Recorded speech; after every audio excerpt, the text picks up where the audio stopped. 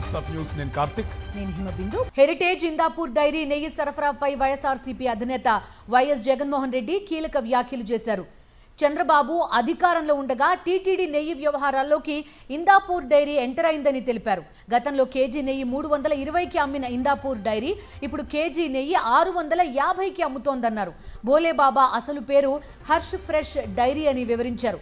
అన్నీ చంద్రబాబు హయాంలోనే జరిగితే వైఎస్ఆర్సీపీకి ఏం సంబంధమని ప్రశ్నించారు. 2025 జూలై 25న పంపిన ఆ 4 ట్యాంకర్లు ఆగస్టు సెప్టెంబర్లో లడ్డూ ప్రసాదం తయారీకి వెళ్లాయని సిబిఐ సిట్ ఛార్జిషీట్లో చెప్పిందని గుర్తు చేశారు వైఎస్ జగన్. చంద్రబాబు నాయుడు గారు అనే వ్యక్తి ఎలాంటి వ్యక్తి? ఈ మనిషిని సిబిఐ అంతకన్నా పై స్థానంలో ఉన్న వాళ్ళు వచ్చి ఏమన్నా ఎంక్వైరీ చేసి ఏమన్నా ఈయనను జైలుకు పంపినా కూడా కనీసం ఈయన చేసిన తప్పుకు, అబద్ధాలకు, మోసానికి ప్రక్షాళన అనేది జరుగుతుందా అన్నది ప్రజలే ఆలోచన చేసుకోమని చెప్పి కోరుతా ఉన్నా. ఇందులో మొదటి డాక్యుమెంట్ మీకు చూపిస్తా ఉన్నా. హెరిటేజ్ కంపెనీ అఫీషియల్ వెబ్సైట్లో ఫిబ్రవరి 10, 2026న మ్యానుఫ్యాక్చరింగ్ యూనిట్గా ఇందాపూర్ డైరీని మ్యానుఫ్యాక్చరింగ్ యూనిట్గా డిక్లేర్ చేస్తూ, this is a document, official website of Heritage, downloaded on 10th February 2026, wherein 2026న 10th February 2026న మ్యానుఫ్యాక్చరింగ్ యూనిట్గా ఇందాపూర్ డైరీని చూపిస్తూ ఉన్న స్క్రీన్ షాట్. ఫిబ్రవరి 15వ తారీఖు వచ్చేసరికి ఎప్పుడైతే ఈ గుట్టు బయటకు రాగానే, ఎప్పుడైతే దుమారం లేచిందో అప్పుడు అఫీషియల్ వెబ్సైట్ ఆఫ్ హెరిటేజ్లో మ్యానుఫ్యాక్చరింగ్ లొకేషన్గా మార్పు. 10th February the evidence focus manufacturing units factories addresses of Heritage dairy. On 14th February 2026 దుమారం లేచిన వెంటనే, the moment it became a controversy, on 14th February 2026, Heritage Foods Limited announces resignation of VP and Head National Sales Makaranand Shastri. Makaranand Shastriని February 14, 2026న fire చేస్తూ, ఉద్యోగం నుంచి తప్పుకున్నట్టు ఫిబ్రవరి 14, 2026. చంద్రబాబు గారు 2015లో అధికారంలో ఉండగా టీటీడీ నెయ్యి వ్యవహారాల్లోకి హెరిటేజ్ యూనిట్ ఇందాపూర్, 2015లో చంద్రబాబు నాయుడు గారు ముఖ్యమంత్రిగా ఉండగా ఇందాపూర్ డైరీని టీటీడీ నెయ్యి వ్యవహారాల్లోకి హెరిటేజ్ యూనిట్ని తీసుకొచ్చినారు. Indapur dairy and milk products limited Indapur, Maharashtra 278 రూపాయలు కోట్ చేసి టీటీడీకి నెయ్యి సప్లై చేసింది. It's a statement of 2016 March 18th. 2016 March 18న ల్యాబ్ టెస్టుల్లో ఇందాపూర్ డైరీ ఫెయిల్ అయి డిస్క్వాలిఫై అయింది. అంటే కల్తీ జరిగిందనే కాదని అర్థం. 2016 మార్చ్ 2016 డిస్క్వాలిఫై అయిన 3 నెలల్లోనే, అంటే మళ్ళీ ఏప్రిల్ 26, 2016న ఇందాపూర్కు మళ్ళీ అర్హత కల్పించిన చంద్రబాబు గవర్నమెంట్. బిడ్డింగ్లో పాల్గొన్న ఇందాపూర్ డైరీ ఎవిడెన్స్. నవంబర్ 27న 2018న హెరిటేజ్ మ్యానుఫ్యాక్చరింగ్ యూనిట్ ఇందాపూర్కు టెండర్ దక్కింది. 2024లో చంద్రబాబు నాయుడు గారు మళ్ళీ అధికారంలోకి రాగానే చక్రం తిప్పిన ఈ Heritage manufacturing unit Indapur dairy December 16, 2025న 658 రూపాయలకు టెండర్ ఖరారు. ఆశ్చర్యం ఏమిటి అని అంటే, ఒక భయాందోళన వాతావరణాన్ని క్రియేట్ చేసి 300 రూపాయలకు నెయ్యి దొరుకుతుందా అని చెప్పి ఒక వాతావరణం క్రియేట్ చేసి ఎవరిని రాకుండా అందరినీ భయపెట్టించి చివరికి 658 రూపాయలకు ఆయనకు సంబంధించిన కంపెనీకి ఆయన ఆర్డర్ ప్లేస్ చేసుకుంటాను. బోలేబాబా, ఈ బోలేబాబానే హర్ష్ డైరీ అని చెప్తా ఉన్న ఆధారాలు. Bolebaba organic dairy milk private limited previously known as Harsh fresh dairy products private limited అని చెప్తా ఉన్న ఆధారాలు. 2018 జూన్ 26న అంటే చంద్రబాబు నాయుడు గవర్నమెంట్లో 2018 జూన్ 26న బోలే బాబాకు టెక్నికల్ క్వాలిఫికేషన్ ఇస్తూ నాడు చంద్రబాబు హయాంలోనే టీటీడీ బోర్డు తీర్మానం. స్వయంగా బోలే బాబా ప్లాంటును వీళ్ళు పరిశీలించి టీటీడీ వాళ్ళు అక్కడికి వెళ్ళి పరిశీలించి టెక్నికలీ క్వాలిఫైడ్గా నిర్ధారించామని టీటీడీ తీర్మానం. 6/3/2019 బోలేబాబాకు చంద్రబాబు హయాంలోనే 2019 మార్చి 6న 82,000 కేజీలు నెయ్యి సప్లై చేయడానికి ఆర్డర్. ఇదే బోలేబాబా తాము హెరిటేజ్ అసోసియేట్ అయినట్టుగా కామర్స్ వెబ్సైట్ ఇండియా మార్ట్లో స్వయంగా తెలిపిన బోలేబాబా తాము హెరిటేజ్ అసోసియేట్ అయినట్టుగా కామర్స్ వెబ్సైట్ ఇండియా మార్ట్లో స్వయంగా తెలిపిన బోలేబాబా తాము హెరిటేజ్ అసోసియేట్ అయినట్టుగా బోలేబాబానే కామర్స్ వెబ్సైట్ ఇండియా మార్ట్లో స్వయంగా తెలిపినాడు తాము హెరిటేజ్ అసోసియేట్ అయినట్టు. ఇప్పుడు వీళ్ళు ఏమంటారు, బోలేబాబా రాజస్థాన్ది, బోలేబాబా ఉత్తరాఖండ్ కాదు ఇది అని. అది ఉత్తరాఖండ్, ఇది రాజస్థాను అని అంటారు. ఎవరు? వీళ్ళు TDP batch. Heritage Hyderabad, heritage Vijayawada రెండు ఒకటి కాదు స్వామి. 7 కొండల పరిధిని పెంచింది దివంగత సీఎం వైఎస్ఆర్ అని గుర్తు చేశారు. వైఎస్ఆర్సీపీ అధినేత YS Jaganmohan Reddy GO number 746, 747 గురించి ప్రతి ఒక్కరూ తెలుసుకోవాలన్నారు. ఈ జీవోలతో 7 కొండల పరిధిని వైఎస్ఆర్ విస్తరించారని వివరించారు. కానీ చంద్రబాబు అధికారంలోకి వస్తే 746, 747 జీవోలను ఎత్తేస్తామన్నారంటూ గుర్తు చేశారు వైఎస్ జగన్. 746 జీవో నెంబర్ 747 ఒకసారి ఫస్ట్ చూడండి, ఒకసారి ఫస్ట్ ఆ జీవోని చూడాలి. ఫస్ట్ మీ అందరికీ కూడా ఎడ్యుకేట్ కావాలి. అసలు ఆ జీవోలు ఇచ్చింది ఎవరు? రాజశేఖర రెడ్డి గారు ఇచ్చినారు. ఆ జీవోలు ఏంటి? టీటీడీని 7 కొండలుగా గుర్తించింది రాజశేఖర రెడ్డి గారు నాన్న. టీటీడీ పరిధిని 350 కిలోమీటర్లకు పెంచింది నాయన.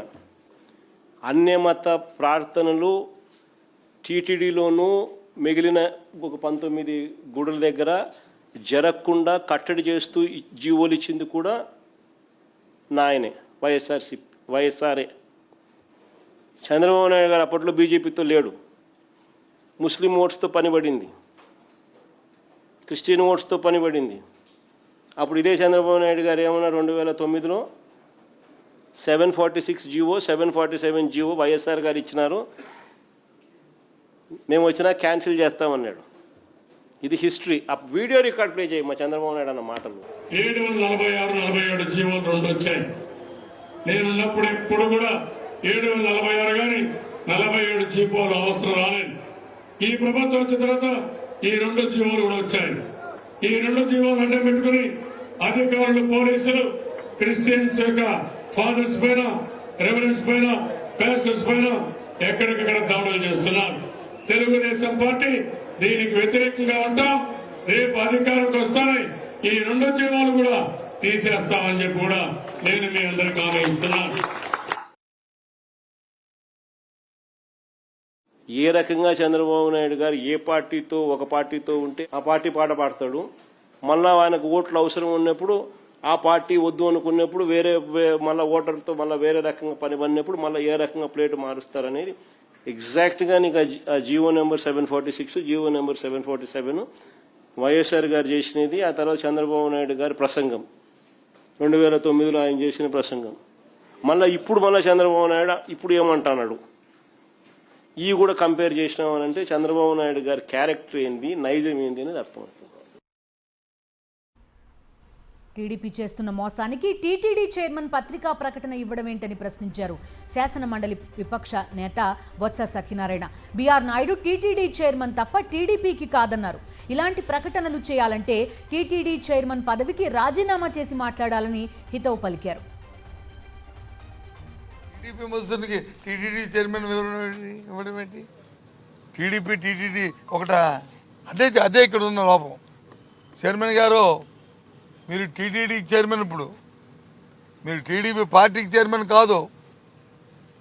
అది తెలిస్తే ఆ టీటీడీ రాజీనామా చేసి బయట మాట్లాడండి.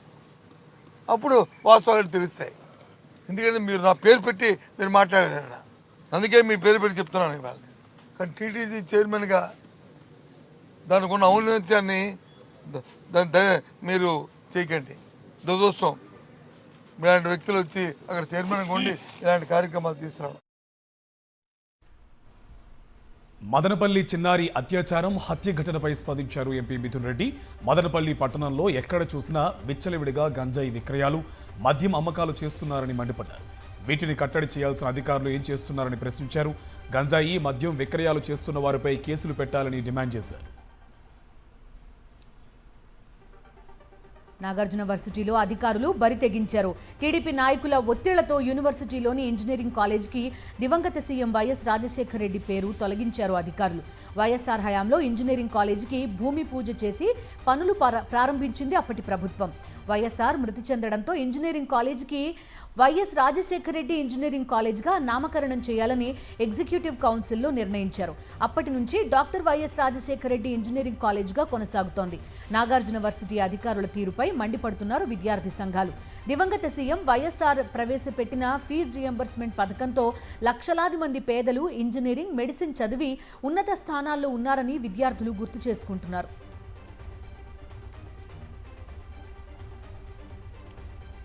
రాజమండ్రి నుంచి గుంటూరుకు ర్యాలీగా వెళ్తున్న అంబటి రాంబాబును అడుగడుగునా అడ్డుకున్నారు పోలీసులు. దీంతో ఆయన కొంత దూరం నడుచుకుంటూ వెళ్లారు. తాను ర్యాలీగా వెళ్తే 30 యాక్ట్ ఉంటుందా? వైఎస్ జగన్మోహన్ రెడ్డి బయటకు వస్తే 30 యాక్ట్ ఉంటుందా? తన ఇల్లు పగలగొట్టినప్పుడు 30 యాక్ట్ ఉండదా అని పోలీసులను ఘాటుగా ప్రశ్నించారు అంబటి రాంబాబు. వందలాది మంది పోలీసులు దగ్గరుండి తన ఇంటిని పగలగొట్టించారని అంబటి మండిపడ్డారు. ఆ రోజు 30 యాక్ట్ రూల్స్ ఏమయ్యాయని ప్రశ్నించారు. అంబటి అభిమానులు పెద్ద ఎత్తున తరలివచ్చి భారీ ర్యాలీ నిర్వహించి ఘన స్వాగతం పలికారు. రాజమండ్రితో పాటు ఖాజా టోల్గేట్, గుంటూరు ఆటోనగర్ ఏరియా, ఎన్టీఆర్ సర్కిల్లో ర్యాలీని అడ్డుకునే ప్రయత్నం చేశారు పోలీసులు. కాకిల ఆంక్షలను లెక్క చేయకుండా వైఎస్ఆర్సీపీ శ్రేణులు ఆయనకు ఘన స్వాగతం పలికారు. పలువురు వైఎస్ఆర్సీపీ ముఖ్య నేతలు అంబటిని కలిసి పరామర్శించారు.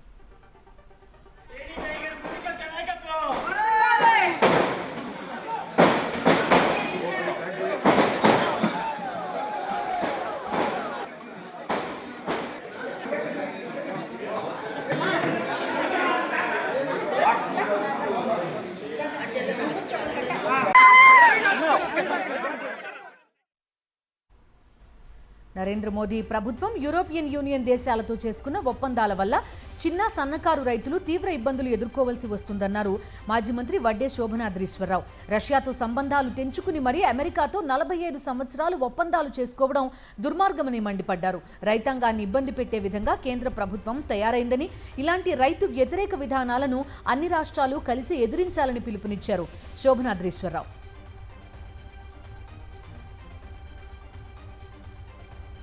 ఈ నెల 26 నుంచి తెలంగాణ అసెంబ్లీ సమావేశాలు ప్రారంభం కానున్నాయి. 28న బడ్జెట్ ప్రవేశపెట్టనుంది రేవంత్ ప్రభుత్వం. ఈసారి 10 నుంచి 15 రోజుల పాటు అసెంబ్లీ సమావేశాలు నిర్వహించే యోచనలో రాష్ట్ర ప్రభుత్వం ఉన్నట్టు తెలుస్తోంది. ఏఐసీసీ అధ్యక్షుడు మల్లికార్జున ఖర్గే, ఆ పార్టీ అగ్రనేత రాహుల్ గాంధీని CM Revanth Reddy, deputy CM Bhatti Vikramarka, రాష్ట్ర వ్యవహారాల incharge Meenakshi Natarajan, PCC chief Mahesh Kumar గౌడ్తో పాటు పలువురు మంత్రులు కలిశారు. ఇటీవల రాష్ట్రంలో జరిగిన మున్సిపల్ ఎన్నికల ఫలితాలపై రాష్ట్ర మంత్రివర్గాన్ని హైకమాండ్ అభినందించినట్టు ఆ పార్టీ నేతలు తెలిపారు. ఆదిలాబాద్ జైల్లో రిమాండ్లో ఉన్న మాజీ ఎమ్మెల్యే బాల్క సుమన్ను మాజీ మంత్రి హరీష్ రావు కలిశారు. కేతన్పల్లిలో కాంగ్రెస్ పార్టీని ఓడించి బీఆర్ఎస్, సిపిఐని ప్రజలు గెలిపించారన్నారు. బీఆర్ఎస్కు చెందిన 14 మంది కౌన్సిలర్ల ఎన్నిక జరపండి అంటూ వేడుకున్నా పట్టించుకోలేదన్నారు. ఎమ్మెల్యేగా లక్ష్మి, మాజీ ఎమ్మెల్యే బాల్క సుమన్ను అనుమతించకుండా మంత్రి కాన్వాయ్ను పంపించడం ఏంటి అని ప్రశ్నిస్తే దాడి చేశారన్నారు. ఇక మూల రాజిరెడ్డి వాహనాన్ని ధ్వంసం చేసి తిరిగి ఆయనపైనే కేసులు పెట్టడం దారుణమని మండిపడ్డారు మాజీ మంత్రి హరీష్ రావు. బీఆర్ఎస్ నుంచి కాంగ్రెస్ కి ఫిరాయించిన ఎమ్మెల్యేలు భయాందోళనలో ఉన్నారన్నారు ఎమ్మెల్యే వివేకానంద్ గౌడ్. 8 మంది ఎమ్మెల్యేల విషయంలో స్పీకర్ ఇచ్చిన తీర్పు కాపీలు ఇంతవరకు తమకు అందలేదన్నారు. కడియం శ్రీహరి పదవుల కోసం పార్టీ మారడం సిగ్గుచేటని మండిపడ్డారు.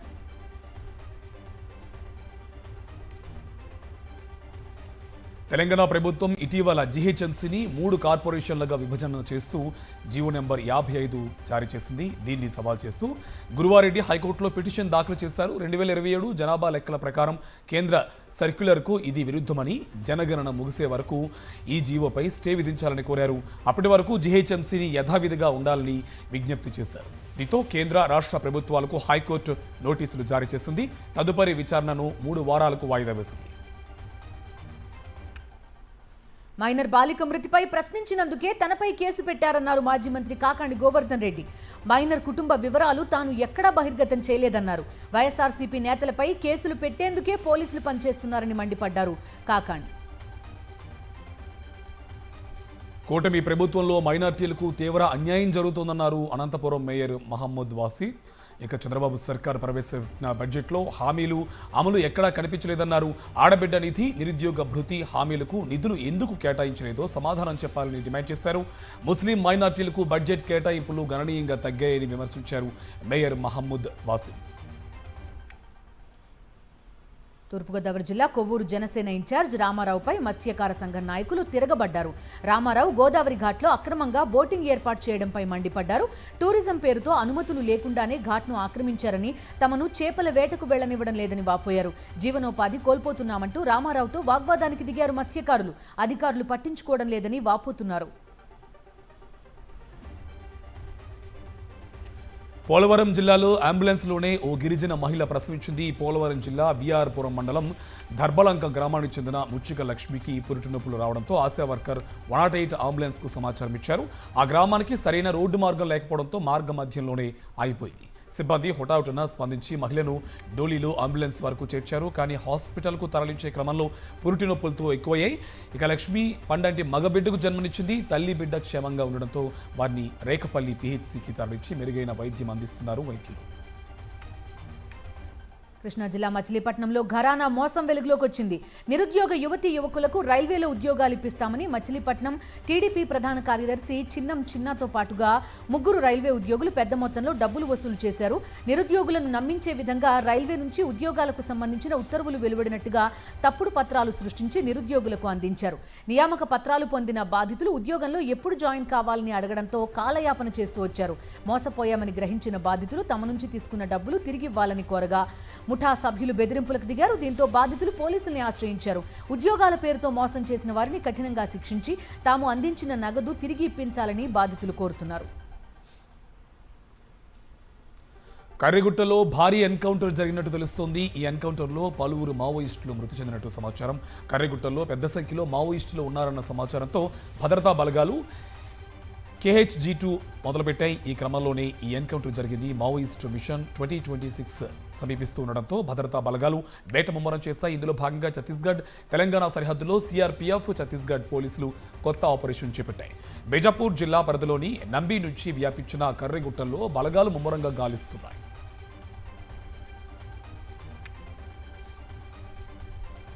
హైదరాబాద్ చెర్లపల్లి రైల్వే ట్రాక్పై 2 పిల్లలతో కలిసి ఆత్మహత్య చేసుకున్న ఐటీ ఉద్యోగిని విజయారెడ్డి కేసు కొలికి వచ్చింది. ఎలాంటి అనుమానాలు లేవని ఆమె కుటుంబీకులు వాంగ్మూలం ఇచ్చారు. ఆత్మహత్యకు ముందు 2 నెలలుగా మానసిక ఒత్తిడికి గురైనట్టు పోలీసుల దర్యాప్తులో తేలింది. విజయారెడ్డి ల్యాప్టాప్, వాట్సాప్ చాట్ని కూడా పరిశీలించారు. 3 బలవన్ మరణం వెనుక మరొకరి ప్రమేయం లేదని నిర్ధారణకొచ్చారు పోలీసులు. శ్రీ సత్యసాయి జిల్లా హిందూపురం బసవన్నపల్లికి చెందిన గోవర్ధన్ అనే యువకుడు ఇన్స్టాగ్రామ్లో పరిచయమైన మైనర్ బాలికపై అత్యాచారానికి పాల్పడ్డాడు. స్థానికులు గోవర్ధన్ను మందలించడంతో బాలికను వదిలి పరారయ్యాడు. బాలిక తల్లి ఫిర్యాదుతో హిందూపురం పోలీసులు కేసు నమోదు చేసుకుని గోవర్ధన్పై కిడ్నాప్, పోక్సో కేసు నమోదు చేశారు. గోవర్ధన్ను అరెస్ట్ చేసి రిమాండ్కు తరలించినట్టు డీఎస్పీ మహేష్ తెలిపారు. తూర్పుగోదావరి జిల్లా రంగాపురంలో మరో దారుణం. నడి రోడ్డుపై భార్యను చంపాడు టీడీపీ కార్యకర్త దుర్గయ్య. పెద్దాపురం రొయ్యల ఫ్యాక్టరీలో పనిచేస్తున్న జ్యోతి ఇంటికొస్తుండగా అడ్డగించి మరికొందరితో కలిసి రోడ్డుపై చంపేశాడు. అత్యంత కిరాతకంగా వ్యవహరించాడు టీడీపీ కార్యకర్త దుర్గయ్య. జ్యోతిని దుర్గయ్య వేధించేవాడని ఆమె కుటుంబ సభ్యులు తెలిపారు. టీడీపీ గ్రామ కమిటీ మాజీ అధ్యక్షుడి అండతోనే దుర్గయ్య రెచ్చిపోయాడని, పోలీసులకు ఫిర్యాదు చేసినా పట్టించుకోలేదని వాపోయారు మృతురాలి కుటుంబ సభ్యులు.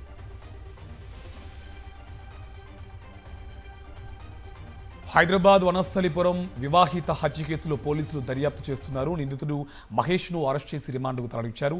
నిందితుడు నెల రోజులుగా బాధితురాలి అపార్ట్మెంట్ దగ్గర రెక్కి నిర్వహించినట్టు పోలీసుల దర్యాప్తులో తేలింది. మృతురాలు సునీత మహేష్కు 2022లో వివాహమైందని, కొద్ది రోజులకే ఇద్దరు కెనడాకు వెళ్లారని పోలీసులు తెలిపారు. అక్కడ ఇరువురు మధ్య మనస్పర్ధలు రావడంతో సునీత ఇండియాకు తిరిగొచ్చి 2024లో వీరిద్దరూ విడాకులు తీసుకుని విడిపోయినట్టు పోలీసులు చెప్పారు. సునీతపై కోపం పెంచుకున్న మొదటి భర్త మహేష్ ఇటీవల ఇండియాకు వచ్చాడని, ఓ హోటల్లో ఉంటూ సునీత గురించి ఆరా తీశాడని పోలీసులు తెలిపారు. ఆన్లైన్లో మారణాయుధాలను కొనుగోలు చేశారన్నారు. హైదరాబాద్ జూబ్లీహిల్స్ లో సీఎం రేవంత్ రెడ్డి నివాసానికి సమీపంలో చైన్ స్నాచింగ్ చేసిన జంటను పోలీసులు అదుపులోకి తీసుకున్నారు. సాఫ్ట్వేర్ ఇంజనీర్ మానస మెడలోంచి యాక్టివా మీద వచ్చి గొలుసు లాక్కెళ్లారు. CC footage, Activa bike number plate ఆధారంగా నిందితుల్ని గుర్తించారు. ఏపీకి పరారవుతున్న నిందితుల్ని సూర్యాపేటలో అదుపులోకి తీసుకున్నారు పోలీసులు.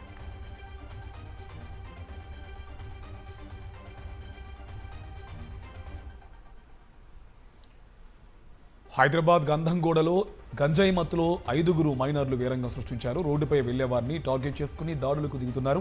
మైనర్ల ఆగడాలు శృతిమించడంతో స్థానికులంతా ఏకమయ్యారు. మత్తులో ఉన్న మైనర్లకు దేహశుద్ధి చేసి నార్సింగ్ పోలీసులకు అప్పగించారు. తమ ప్రాంతంలో గంజాయి బ్యాచ్లు నిత్యం బీభత్సం సృష్టిస్తున్నాయని, తాము ఇంటి నుంచి బయటకు వెళ్లాలంటే భయపడాల్సి వస్తోందని స్థానికులు ఆవేదన వ్యక్తం చేస్తున్నారు.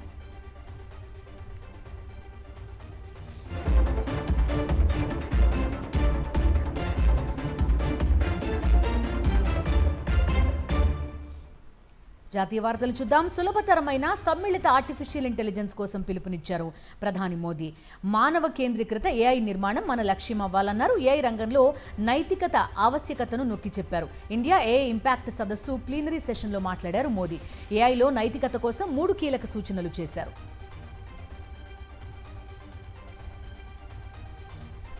ఏఐ సుసంపన్న యుగానికి నాంది పలకగలదన్నారు Reliance Industries chairman Mukesh Ambani. కృత్రిమ మేధ రంగంలో ది బెస్ట్ ఇంకా రావాల్సి ఉందన్నారు. ఇండియా ఏఐ ఇంపాక్ట్ సదస్సులో ముఖేష్ అంబానీ మాట్లాడారు. రానున్న 7 ఏళ్లలో ఏఐ రంగంలో రిలయన్స్ ఇండస్ట్రీస్ జియోతో కలిసి 7 లక్షల కోట్లు పెట్టుబడిగా పెడుతోందని తెలిపారు. ఢిల్లీ వేదికగా జరుగుతున్న ఇండియా ఏఐ ఇంపాక్ట్ సదస్సులో ఓ లైట్ మూవ్మెంట్ హాట్ టాపిక్గా మారింది. కార్పొరేట్ రైవల్రీ కళ్లెదుటే కనిపించింది. ప్రస్తుతం ఏఐ రంగాన్ని శాసిస్తున్న 2 కీలక సంస్థల సీఈఓలు వేదికపై చేతులు కలపలేదు. Open AI CEO Sam Altman, Anthropic CEO Dario Amodei మధ్య కోల్డ్ వార్ ఏఐ సమిట్లో స్పష్టంగా కనిపించింది. ప్రధాని మోదీతో సెంటర్ స్టేజ్పై నిలబడిన వీరిద్దరూ మాత్రం చేతులు కలపలేదు. గుప్పిట ముడిపెట్టి నిలబడిపోయారు. ఈ దృశ్యాలు సోషల్ మీడియాలో వైరల్ అయ్యాయి. మహారాష్ట్ర రాజకీయాల్లో అజిత్ పవార్ మరణం పెను సంచలనం సృష్టించడమే కాకుండా ఇప్పుడు అది తెలుగు రాష్ట్రాల వైపు మలుపు తిరుగుతోంది. అజిత్ పవార్ ప్రయాణించిన విమానం ప్రమాదం వెనుక తెలుగుదేశం పార్టీ నేతల హస్తం ఉందంటూ ఎన్సీపీ నేత రోహిత్ పవార్ సంచలన ఆరోపణ చేశారు. విమానయాన సంస్థ విఎస్ఆర్ యజమాని రోహిత్ సింగ్కు టీడీపీ నేతలతో అత్యంత సన్నిహిత సంబంధాలు ఉన్నాయని, అందుకే ఈ విచారణను నీరుగార్చే ప్రయత్నం జరుగుతుందని ఆయన మండిపడ్డారు. ఈ నేపథ్యంలో కేంద్ర విమానయాన శాఖ మంత్రి రామ్మోహన్ నాయుడును తక్షణమే పదవి నుంచి తొలగించాలని ఆయన డిమాండ్ చేస్తున్నారు. అసెంబ్లీ ఎన్నికల వేళ తమిళనాడులో పొత్తు రాజకీయాలు జోరందుకున్నాయి. అధికార డీఎంకే కూటమిలో మరో కొత్త పార్టీ చేరింది. దివంగత విజయకాంత్కు చెందిన డీఎంకేతో జట్టు కట్టింది. DMDK general secretary Premalatha Vijayakanth, treasurer Sudesh అన్నా అరివాలయంలో సీఎం స్టాలిన్ కలిశారు. కూటమిలో చేరుతున్నట్టుగా ప్రకటించారు. కండువా కప్పి వారిని డీఎంకే కూటమిలోకి ఆహ్వానించారు సీఎం స్టాలిన్. డీఎండీకే క్యాడర్ మొత్తం ఈ పొత్తు కోరుకుంటోందని, సీట్ల సర్దుబాటుపై త్వరలోనే ప్రకటన చేస్తామని తెలిపారు ప్రేమలత విజయకాంత్. ఉచిత పథకాలపై సుప్రీంకోర్టు కీలక వ్యాఖ్యలు చేసింది. ఆర్థిక లోటుతో సంబంధం లేకుండా పలు రాష్ట్రాలు ఉచితాలు ఆఫర్ చేయడంపై అసహనం వ్యక్తం చేసింది. పంచుకుంటే పోతే పైసా మిగలదన్న సీజేఐ ధర్మాసనం మనం ఎలాంటి సంస్కృతిని అభివృద్ధి చేస్తున్నామని ప్రశ్నించింది. ఉచితాలు దేశ ఆర్థిక వృద్ధిని దెబ్బతీస్తాయని ఆందోళన వ్యక్తం చేసింది. తమిళనాడులో ఉచిత విద్యుత్ అమలుకు సంబంధించి దాఖలైన పిటిషన్పై సుప్రీంకోర్టు విచారణ చేపట్టింది. తమిళనాడు విద్యుత్ బోర్డు తీరును తప్పుబట్టింది.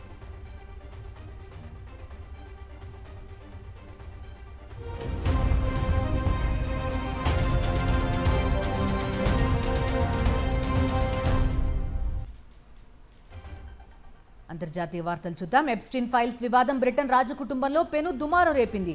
కింగ్ చార్ల్స్ సోదరుడు మాజీ యువరాజు ఆండ్రూ మౌంట్ బాటన్ విండ్సర్ను యూకే పోలీసులు అరెస్ట్ చేశారు. పదవి దుర్వినియోగం ఆరోపణల కింద ఆయన కస్టడీకి తీసుకున్నట్టుగా వెల్లడించారు. 2010లో కీలకమైన ట్రేడ్ రిపోర్ట్స్ ని భారీ సెక్స్ ర్యాకెట్ నేరస్తులు జెఫ్రీ ఎప్స్టీన్ కి పంపారన్న అభియోగాలపై విచారణ చేపడుతున్నట్టుగా పేర్కొన్నారు. అయితే యూకే చట్టాల ప్రకారం మాజీ ప్రిన్స్ పేరును మాత్రం పోలీసులు ప్రకటించలేదు.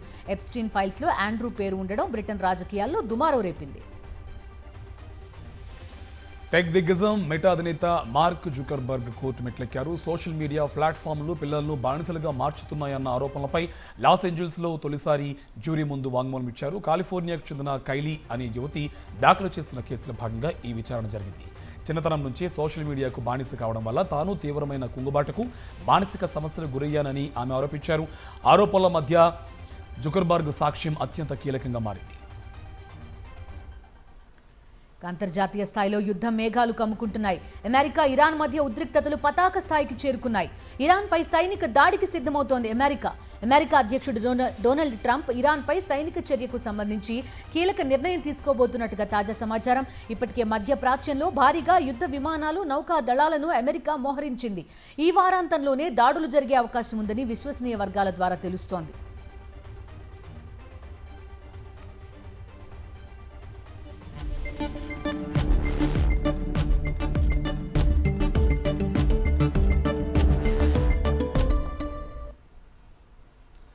బిజినెస్ అప్డేట్స్ చూద్దాం. దేశీయ స్టాక్ మార్కెట్లు భారీ నష్టాల్లో ముగిశాయి. బ్యాంకింగ్, మెటల్, ఆటో, ఎఫ్ఎంసీజీ స్టాక్స్లో అమ్మకాలు వెల్లువెత్తడంతో ఇండెక్స్లు కుదేలయ్యాయి.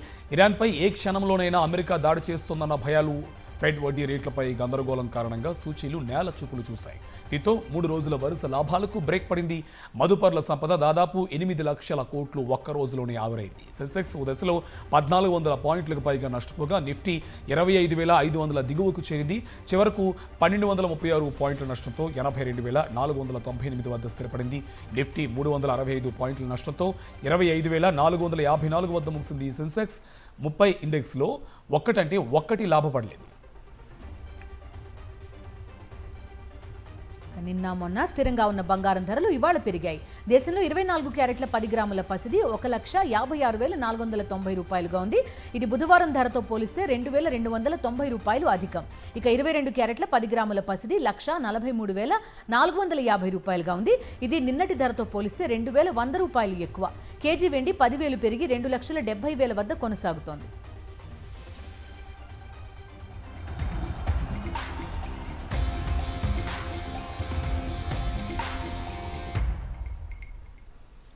స్పోర్ట్స్ అప్డేట్స్ చూద్దాం. T20 ప్రపంచ కప్లో జింబాబ్వే మరో సంచలన విజయం నమోదు చేసింది. ఇటీవల పటిష్టమైన ఆస్ట్రేలియాను ఓడించిన ఆ జట్టు తాజాగా శ్రీలంకను మట్టి కరిపించింది.